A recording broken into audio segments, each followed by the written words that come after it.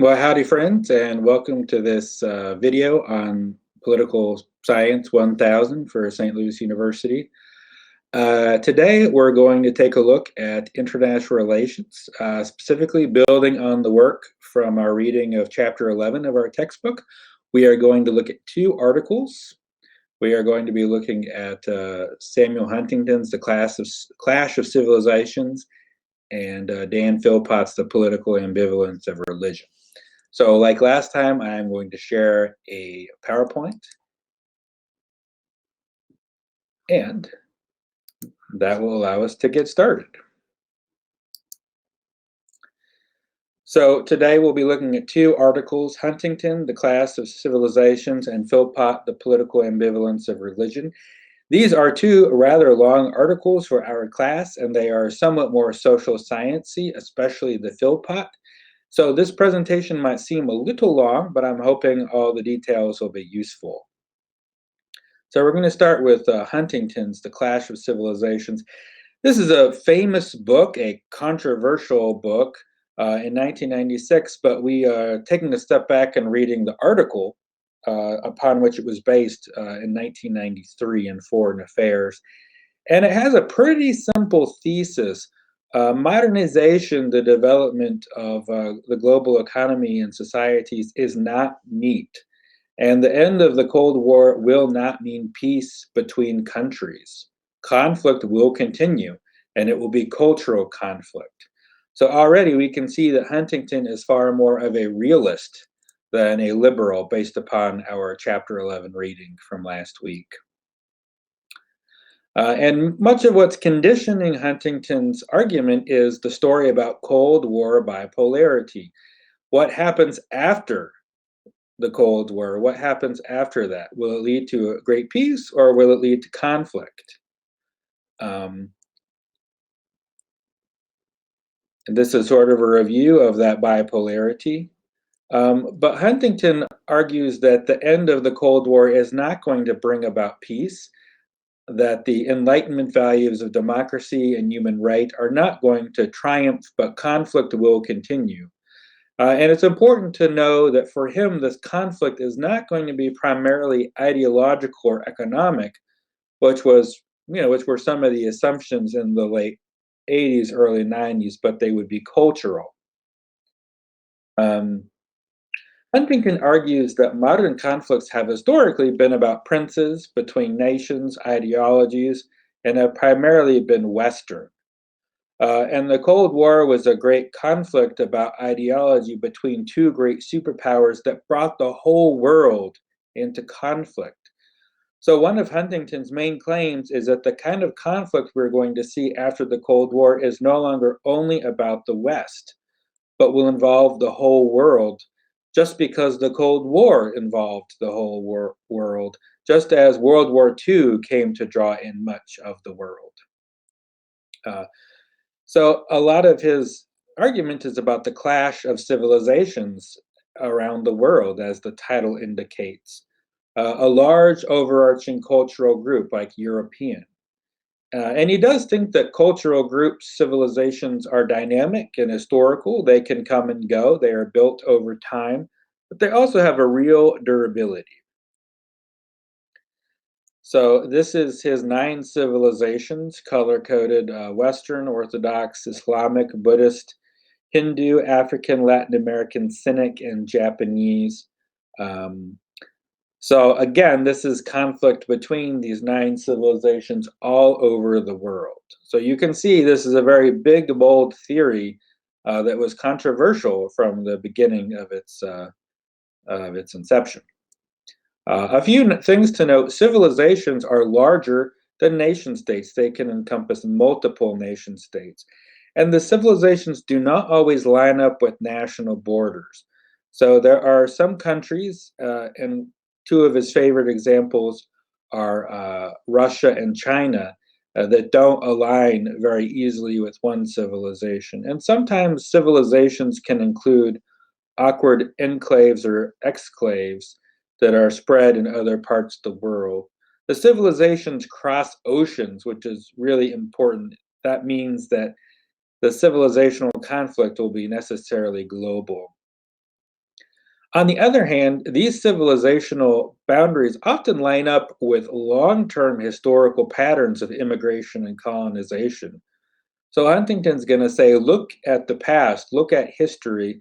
It's not too surprising these are the lines of conflict.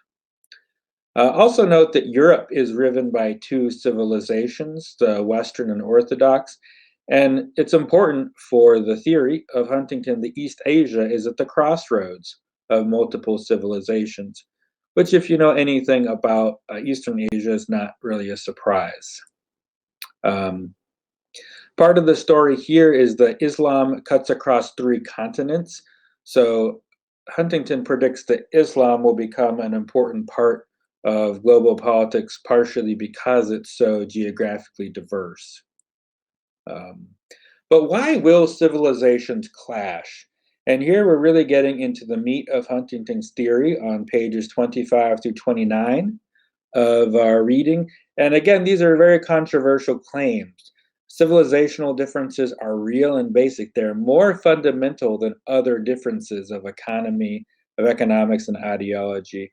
Huntington agrees, secondly, that globalization is making the world a smaller place. But unlike liberal IR theories, he doesn't think that means that it's becoming a more peaceful place. In fact, it's becoming more violent because conflictual interactions are becoming more common. Local identities are really dying. So modernization and social change are weakening local identities, but that means they are also strengthening those civilizational identities. He Part of Huntington's theory is that much of global conflict will be basically a story of the West versus the rest. It'll effectively lead the power of the West to radicalize other civilizations, to return to their roots and assert those roots. Cultural differences will become less mutable and thus less subject to change. And then the power of economic regionalism, that civilizational similarities will lead to economic integration within those civilizations. He thinks there are two basic forms of conflict in this sort of framework. And so, if you understand these two forms, then you've understood a lot of his argument. One of the most common forms of conflict is fault line conflict, where adjacent groups along lines between the civilizations will squabble over territory. So, for instance, in the former Yugoslavia or Nigeria or the Crimea, fault line conflict is at the borderland where two different civilizations meet. But you can also have core conflict, and that's where states from different civilizations compete for power. So, Western Europe and Russia, China and Japan. Of course, those civilizations do, at some point meet. Their borders do at some point intersect. That's not the point here. The point is that this is the core of those civilizations in conflict with each other. So if you're thinking in Marxist terms, that sounds a bit like core periphery distinction here. Huntington does believe that conflict can occur between groups of the same civilization.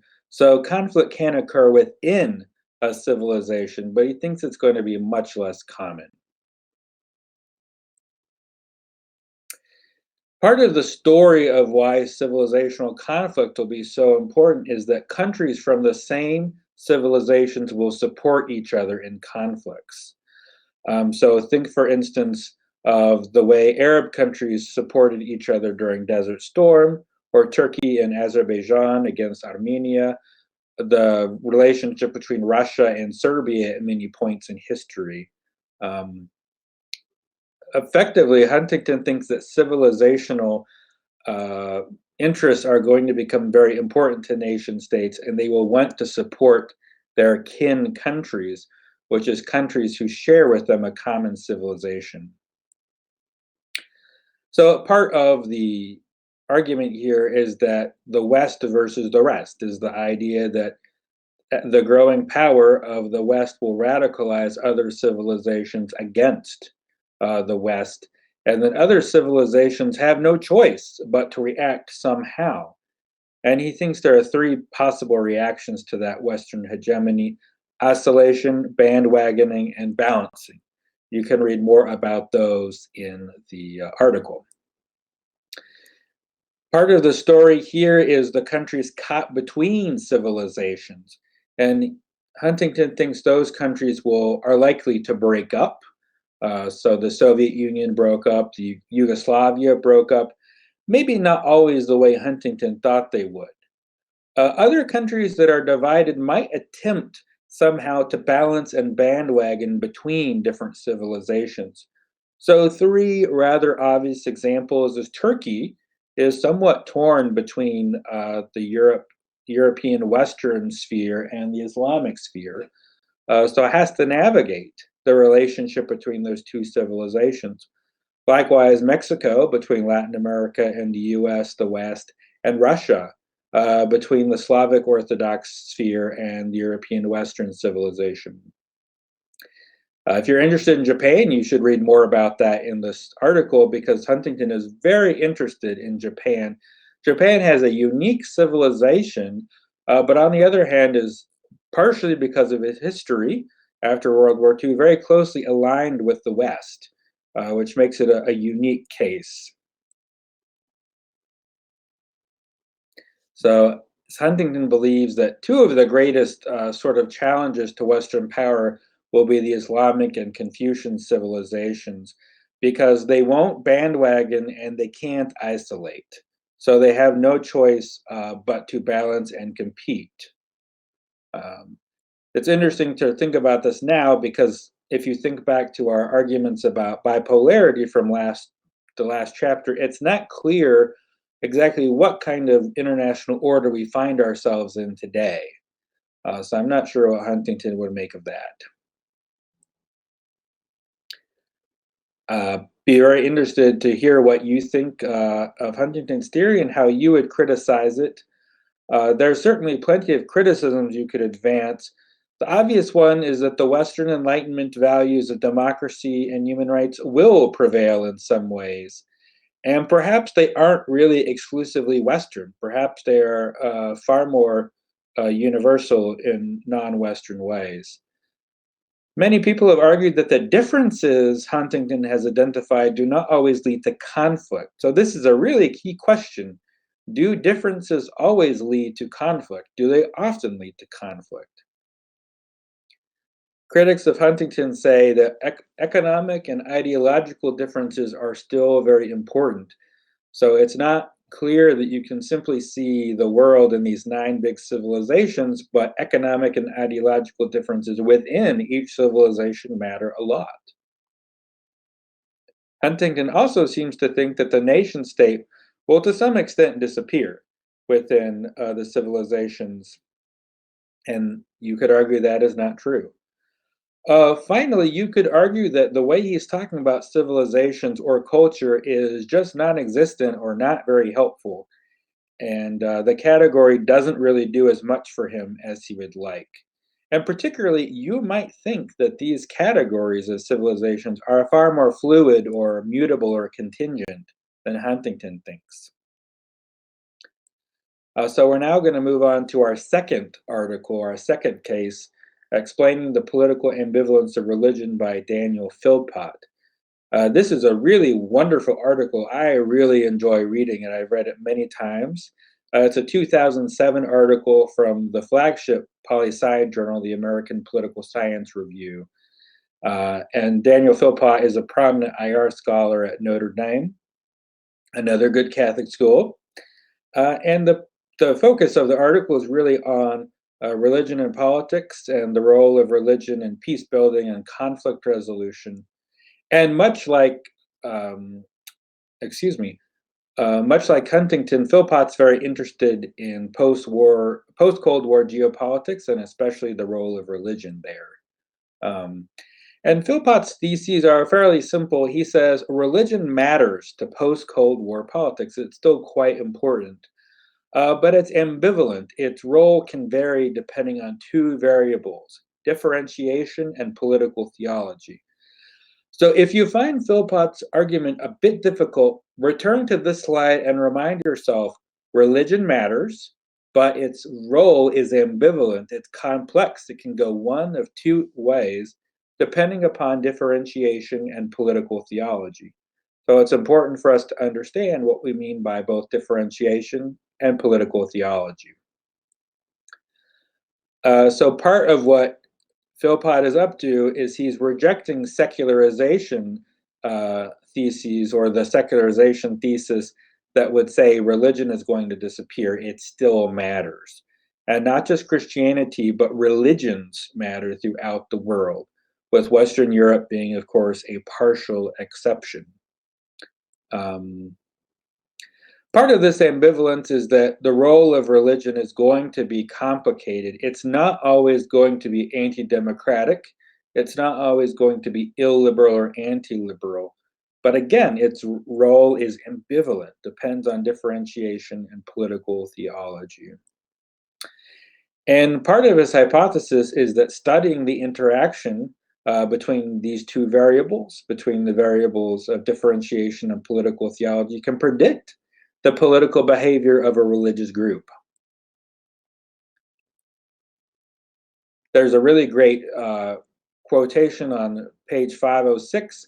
Like Huntington, Philpott really wants to zero in on a concept that most political scientists do not want to study: religion. So Huntington, it's culture; Philpott, it's religion. And Philpott arguably does a better job of defining and interacting with the notion of religion than Huntington does with culture. Certainly much less controversial. And so this is a continuation of the quote, and I encourage you to read that, page 506. He gives a great figure on page 509 of the causal logic of the argument. So there's going to be on the left basically these independent variables of political theology and differentiation that filtered through the activity of the religious actor will lead to the dependent variables of democracy and violence, whether they are achieved or not, whether they are enacted or not. So page 509, again, a really great place in the article where you can zero in on what Philpott's up to in this wonderful article. If you can't tell, I really like this article. Differentiation is a big word, but he defines it pretty distinctly on pages 506 to 07. What we're talking about, differentiation, is the differentiation between religious bodies and state institutions. So the differentiation or distinction between those two authorities.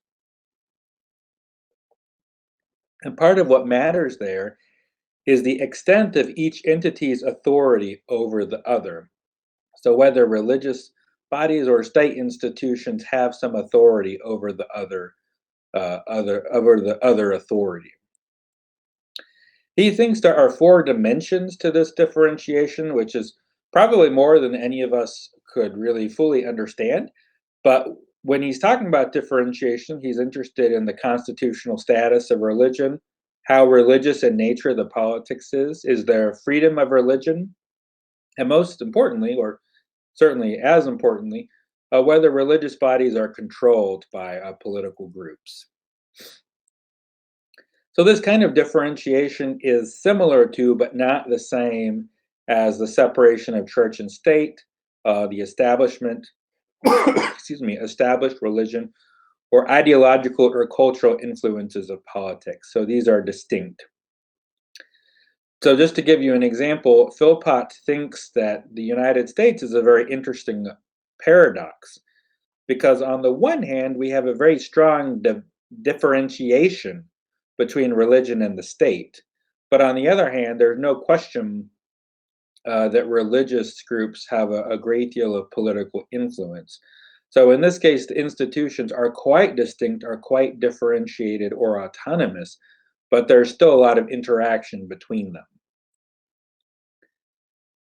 Thinking about degree, there are four kinds of variables, as we already saw. There's also kind, whether differentiation is fundamentally consensual or conflictual.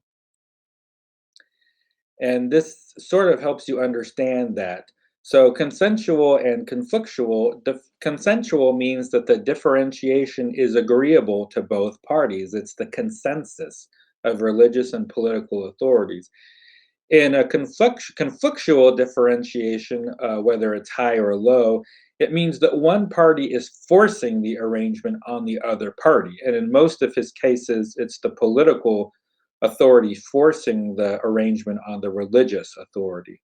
And so he's got a 2 by 2 square on page 508.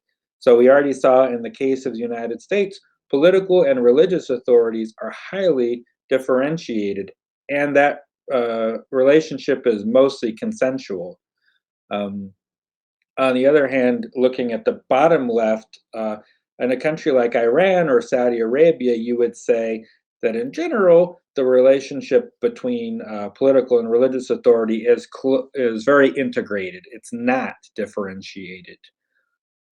But on the other hand, it's still consensual. So the political and religious authorities, by and large, accept that arrangement. On the right side, there are conflictual models. For instance, in communist Poland, a pretty famous example of a regime where politics and religion were very strongly separated because the Soviet-approved Polish communist government had a very strong, well, all kinds of ways, basically, of depriving the Polish churches from any kind of public sphere activities. And the bottom right, conflictual arrangements where some sort of religious authority is being controlled by the political authority in a very direct way against its will. So there are many points in this article, I think, where it really helps you understand what he's trying to say. So we talked about differentiation as one of the variables. The other variable is political theology, which has a great definition at page 507 to 508. And it's really the set of ideas that a religious body holds about legitimate political authority. And he goes on to say a fair amount more about that. But basically, he takes these two variables, differentiation and political theology, and applies them to two test cases: democratization and political violence. When do religions support democracy, and when do religions support political violence? So I encourage you to read those parts of the chapter as wonderful case studies for his argument. But essentially, the hypothesis, as we see at the bottom of this slide, is differentiation of political theology will determine support for democracy and political violence. We're going to just speed through here. And the conclusions are really simple. He's interested in which regimes are going to be most stable and which arrangements are least stable. So thinking back to that 2 by 2 square of consensual and conflictual, juxtaposed with high and low differentiation. And he fundamentally thinks that the most stable regime is going to be consensual differentiation. And that's because at the opposite side of the Punnett square, conflictual integrationism, you basically have a regime that's attempting to suppress a religion that's trying to control it. But on the other hand, if you think about the least stable conflictual integration, consensual differentiation is basically when the actors have their own freedom and have their own authority, and it's agreed upon.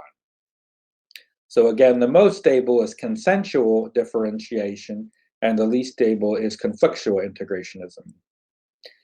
And that is the end of the slide, which was a very dramatic way to do that.